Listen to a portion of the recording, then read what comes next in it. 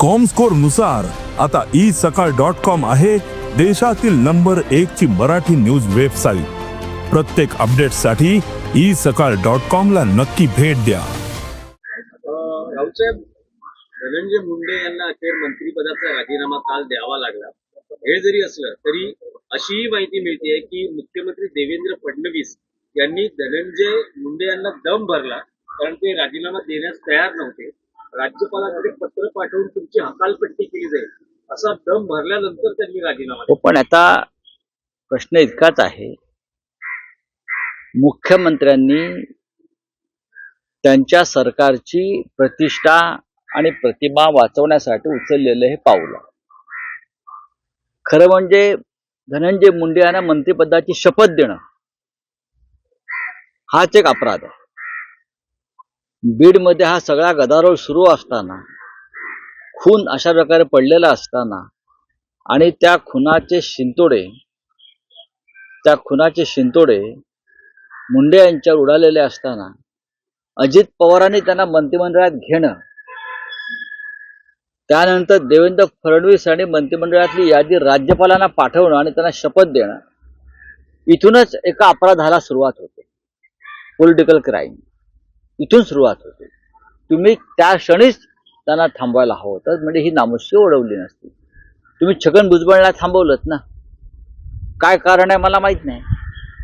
मग मुंडे यांच्यावरती भयंकर आरोप होते, असे अनेक मंत्री आहेत। माणिक कोकाटे यांच्यावरती आरोप आहे। आज एक नवीन प्रकरण सातारचे जयकुमार गोरे यांच्या बाबत एक अत्यंत गंभीर म्हणजे स्वारगेट पद्धतीचं प्रकरण आहे। ते स्वारगेटला जो प्रकार घडला, तोच प्रकार देवेंद्र फडणवीस यांच्या मंत्रिमंडळात भाजपचे त्यांचे अत्यंत लाडके मंत्री जयकुमार गोरे यांच्या बाबतीत घडलेला समोर येतो। इतिहास काळातले छत्रपती शिवकाळातले सेनापती हंबीरराव मोहिते यांच्या कुटुंबातल्या एका स्त्रीचा, सरसेनापती हंबीरराव मोहिते यांच्या कुटुंबातील एका स्त्रीचा या मंत्र्यानं कसा छळ आणि विनयभंग केलेला आहे या संदर्भातली माहिती समोर आली। आणि ती महिला, ती अबला पुढल्या काही दिवसामध्ये विधान भवनासमोर उपोषणाला बसते, अशी ती बातमी आहे। संजय राठोड तुमच्या मंत्रिमंडळात आहे। आता हे पात्र नवीन निर्माण झालं। फडणवीस साहेबांनी त्यांच्या मंत्रिमंडळाचे पत्ते पुन्हा एकदा पिसले पाहिजे। त्यांनी पुन्हा एकदा सर्व मंत्र्यांची झाडाझडती घेतली पाहिजे आणि ही सगळी जी रत्न आहेत, ते किती रत्न आहेत, 14 रत्न आहेत का अजून काय रत्न आहेत मला माहित नाही, ही सगळी रत्न त्यांनी एकदा तपासली पाहिजेत की कोणाचं नक्की काय आहे। जयकुमार गोरे यांच्या बाबतीत समोर आलेली माहिती अत्यंत गंभीर आहे, महाराष्ट्राला काळीमा फासणारी आहे। तुम्ही अबू आझमीच्या राजीनाम्याची काल मागणी केली, पण अबू आझमी तुमचाच माणूस आहे, तो तुमच्या मदतीला धावला। त्याच पद्धतीचे गंभीर स्वरूपाचे आरोप, फक्त औरंगजेबाची प्रतिष्ठा वाढवण्याचं वक्तव्य केल्यामुळे महाराष्ट्राचं कलंक लागत नाही, तर हंबीरराव मोहिते यांच्या कुटुंबातल्या स्त्रीचा विनयभंग केला आणि तो मंत्री तुमच्या मंत्रिमंडळात असेल तर त्यामुळे हे महाराष्ट्र कलंकितच होतो। आणि अशा कलंकित मंत्र्यांना, मग संजय राठोड पासून सगळे, आपण का बरं मंत्रिमंडळात ठेवलेलं आहे? मला आश्चर्य वाटतंय, भारतीय जनता पक्षातल्या ज्या महिला मोर्चाच्या चिमण्या आहेत सगळ्या, त्या एरवी फडफडत असतात। मग आता काय झालं? आता त्यांचं फडफडणं कुठे गेलं? का फक्त विरोधी पक्षाच्या एखाद्या आमदार खासदारावरती, नेत्यावरती कोणी आरोप केले की तेवढ्यापुरतंच तुमचं फडफडणं असतं का? जयकुमार गोरे असतील, स्वारगेट प्रकरणामध्ये ज्या आमदाराचं नाव आलेलं आहे आश्रयदाता म्हणून तो असेल, धनंजय मुंडे असेल, कोणी राजीनामा मागितला तुमच्यापैकी? सांगा ना। हे काय तुम्ही एक वेगळा तराजू आणलेला आहे का? कुठे आहे महिला आयोग महाराष्ट्राचा? कुठे आहेत महिला नेत्या? सर्वच पक्षांच्या महिला नेत्यांविषयी माझा आरोप आहे. जयकुमार गोरे सारखे विकृत मंत्री या राज्याच्या मंत्रिमंडळामध्ये आहेत. समोर काही पुरावे आले. आता तुम्ही कुठले पुरावे शोधणार आहात? हा अत्यंत गंभीर प्रश्न आणि विधानसभेत या प्रश्नावरती आवाज उठवावा लागेल. बोला. जयकुमार गोरेंच्या ही राजीनाम्याची मागणी शिवसेना मागणी कशाला करायला पाहिजे? लाथ मारली पाहिजे अशा मंत्र्यांना. महिलांच्या संदर्भात विनयभंग करणारे हे मंत्री आहे, हे समोर येत आहे मंत्रिमंडळामध्ये. हे मंत्री जर तुमच्या मांडीला मांडी लावून बसणार असतील तर देवेंद्र फडणवीस कोणत्या तोंडाने बाहेर जाऊन महिलांच्या अत्याचाराविरुद्ध बोलणार आहेत, महिलांच्या सबलीकरणाविरुद्ध बोलणार आहेत, लाडक्या बहिणींवर बोलणार आहेत? हा प्रश्न आहे. पण राऊतसाहेब, विरोधी पक्ष म्हणून काही स्ट्रॅटेजी आहे का? असे जे मंत्री आणि त्यांची प्रकरण बाहेर येत आहे. प्रश्न असा आहे की हा नैतिकतेचा मुद्दा आहे ना. काही गोष्टी मी ते म्हणतो की नैतिकता यांच्या आसपास मैलभर फिरत नाही, तरी नैतिकतेवर बोलावं लागतं. आमचं आम्ही बघू विरोधी पक्षाचं. तुम्ही मुख्यमंत्री म्हणून, सरकार म्हणून काय करताय, हे सगळे प्रश्न मी केंद्राकडे सुद्धा पाठवणार आहे. अमित शहाना पत्र लिहून सांगणार आहे की आपण तरी यात लक्ष घाला. राऊतसाहेब, काल मंत्रिपदाचा राजीनामा दिल्यानंतर धनंजय मुंडेंनी जी ट्विटरवर युतीला स्मरून राजीनामा देत असल्याचे सांगताना प्रकृतीचंही त्यांनी कारण दिलेलं आहे. बघा, त्यांची प्रकृती उत्तम आहे. ते काल चुरूचुरू बोलत होते. मला 2 मिनिटंही बोलता येत नाही वगैरे असं मी आधी ऐकलं आणि मलाही त्यांच्याविषयी दया आली. पण काल ज्या पद्धतीने त्यांचा वावर होता, ज्या पद्धतीने त्यांनी ट्विट केलंय, राजीनाम्याचं पत्र ज्या पद्धतीने त्यांनी तयार केलं, त्याच्यामध्ये त्यांना बीडमधील संतोष देशमुख प्रकरणातल्या घटनेचा खूप धक्का बसलाय, व्यथित झाले असं दिसत नाही. त्याच्यावरून स्पष्ट दिसतंय की माननीय मुख्यमंत्र्यांनी राजीनामा द्या नाही तर लाद घालतो हे सांगितल्यावरच त्यांनी राजीनामा दिलेला आहे. बाकी मला त्यात काही दिसत नाही. म्हणतात की झळ बसणार नाही धनंजय मुंडेंचा राजीनामा आणि कार्यकर्त्यांमुळे राजकारण. खरं म्हणजे सगळ्यात मोठे भ्रष्टाचाराचे आरोप असलेले मंत्री, ते पण देशाच्या प्रधानमंत्र्यांनी केलेले आरोप, ते अजित पवारांवर आहेत. नैतिकतेच्या मुद्द्यावरच राजीनामा द्यायचा असतो ते पहिलं अजित पवारांनी द्यायला पाहिजे. देशाच्या प्रधानमंत्र्यांनी ज्याच्यावर आरोप केले ते तुम्ही आहात. तर झळ वगैरे काय झळा बसत नाहीत, कळा बसत नाही, त्याच्यावर त्यांनी फार चर्चा करू नये. राऊतसाहेब, उद्धव ठाकरे पक्षानं विरोधी पक्षनेतेपदासाठी भास्कर जाधव यांच्या नावाची शिफारस केली आहे. पण एकूण परिस्थिती लक्षात घेता भाजपकडून त्यांच्या नावाला सहमती किंवा त्यांची घोषणा होईल असं दिसत नाही.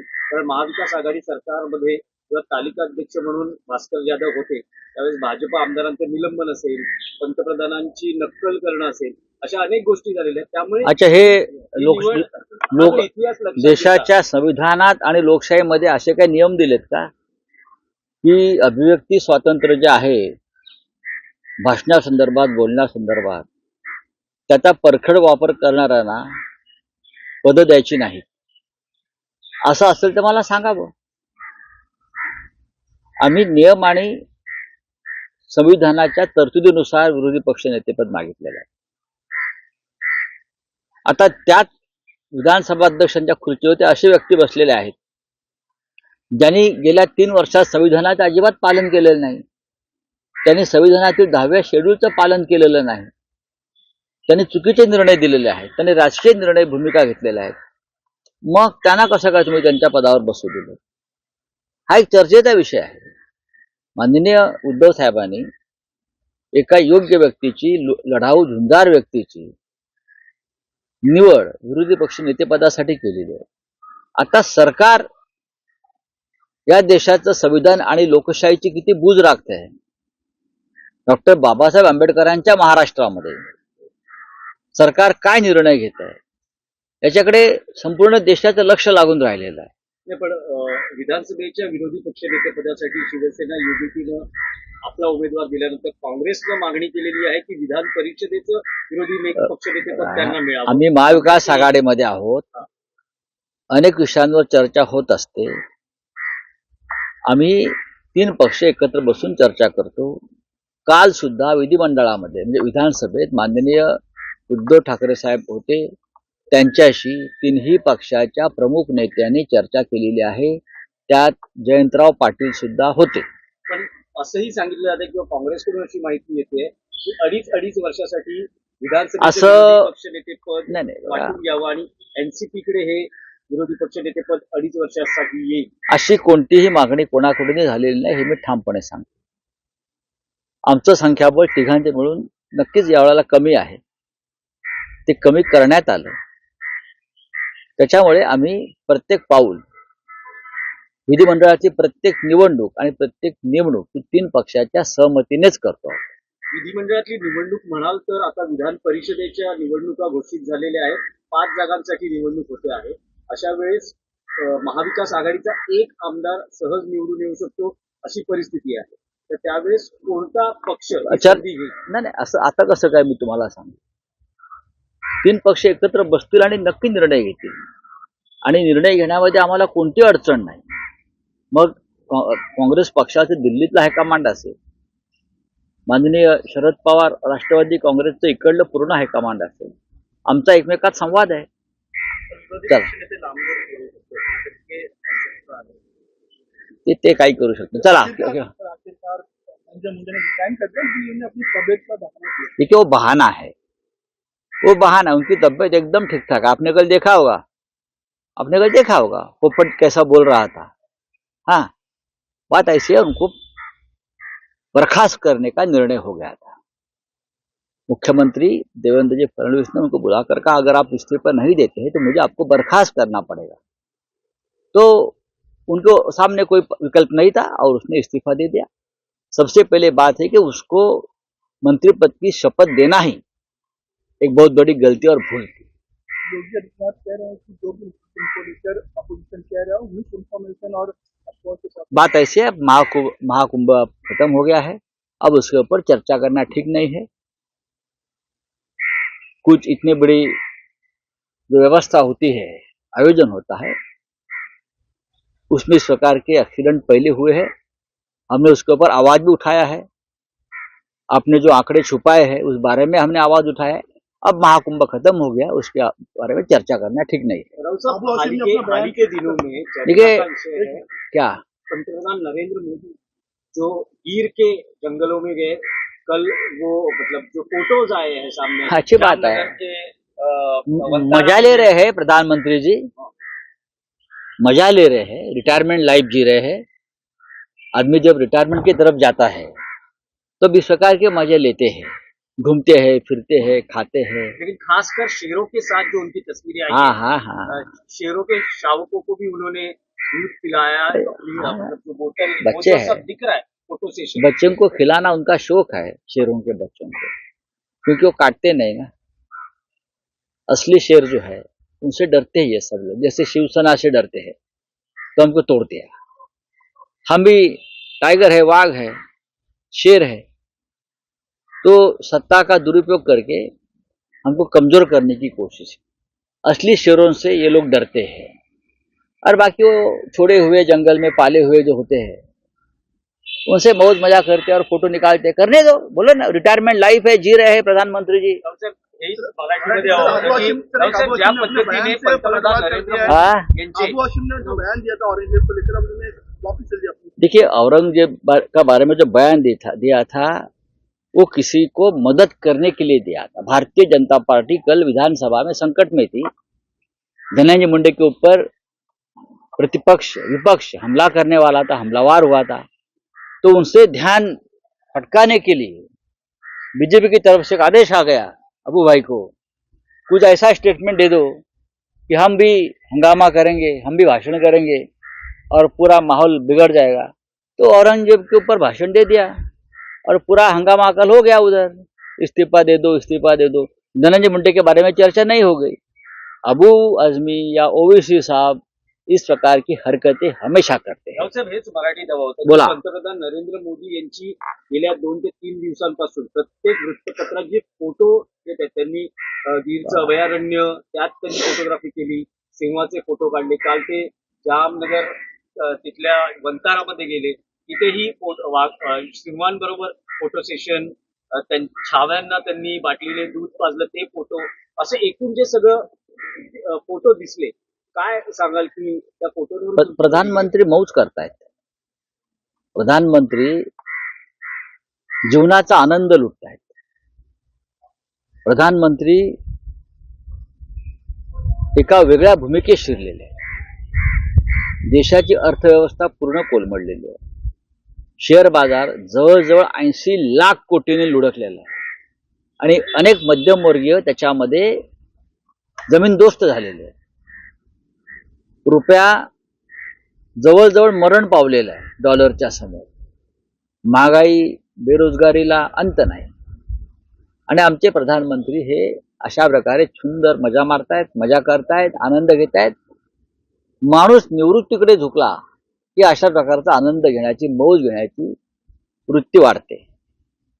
प्रधानमंत्री आता लवकरच 75 वर्षाचे होते, म्हणजे त्यांनीच केलेल्या नियमानुसार निवृत्त व्हावं लागणार आहे. त्याने एक नियम केलाय, 75 नंतर कोणत्या संविधानिक महत्वाच्या पदावर राहायचं नाही. मग माणूस जेव्हा निवृत्तीकडे झुकतो तेव्हा शेवटचा जो काळ असतो त्या पदावरचा, कुठेही तो आनंदामध्ये व्यतीत करावा, मजा करावी, ज्या पदावर आहोत त्याचा अधिक भोग घ्यावा, लाभ घ्यावा. प्रधानमंत्री सध्या त्या मूडमध्ये असतील तर होऊ द्या ना. माणूस जेव्हा वयानुसार पुढे पुढे जातो तेव्हा त्याचं बालपण हे उसळून येतं वर. आणि प्रधानमंत्री तो आनंद घेत आहेत. मलाही ते बघून आनंद वाटला.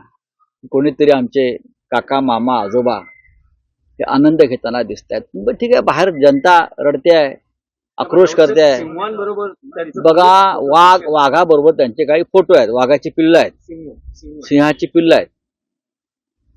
आता ते लहान पिल्लं आहे सिंहाची, ती काय तुम्हाला इजा करत नाहीत ना. इजा न करणाऱ्या व्यक्तींबरोबर ते खेळतायत. पण आमच्यासारखे जे खरे वाघ आहेत शिवसेनेचे, त्यांची त्यांना कायम भीती वाटल्यानं त्यांनी या वाघांवर पाठीमागून हल्ले केले. वाघांना घाबरले महाराष्ट्रातल्या, आणि त्यांनी पाठीमागून हल्ले केले, वाघांना कमजोर करण्याचा प्रयत्न केला. आणि मग या छोट्या सिंहांच्या पिल्लाबरोबर खेळत फोटो दाखवायचे. त्याच्यामध्ये काय राजकारणात शौर्य आहे असं मला वाटत नाही. आम्ही वाघ आहोत, आम्ही लढतो आहोत, आम्ही सगळ्यांशी लढू. थँक्यू.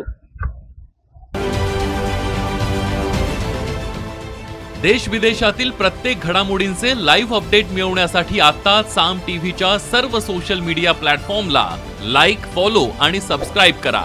तसंच सर्व नोटिफिकेशनसाठी बेल आयकॉन प्रेस करायला विसरू नका.